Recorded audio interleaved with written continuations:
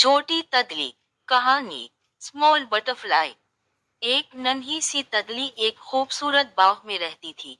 बाग में रंग बिरंगे फूल खिलते और खुशबू हर तरफ फैली रहती। तदली सारा दिन फूलों पर बैठती, रस पीती और खुश होकर उड़ती रहती। लेकिन इसके दिल में एक ख्वाहिश छिपी हुई थी।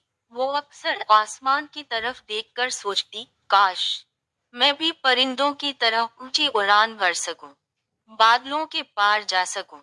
हर रोज वो परिंदों को आजादाना उड़ते देखती और हसरत से उनकी तरफ देखती।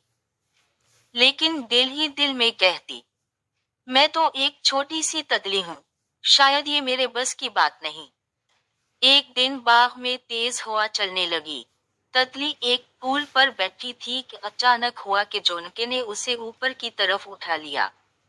पहले तो वो घबरा गई और सोचा, ओह नहीं, मैं गिर जाऊंगी। लेकिन फिर इसने अपने नन्हे पर फड़फड़ाए और हिम्मत करके हवा के साथ उड़ने लगी।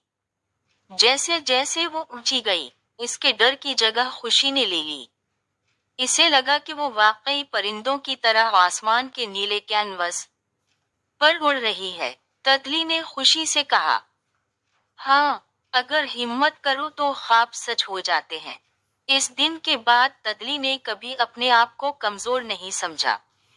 वो जान गई कि इंसान हो या तितली, कामयाबी हमेशा हिम्मत करने वालों को ही मिलती है। सबक।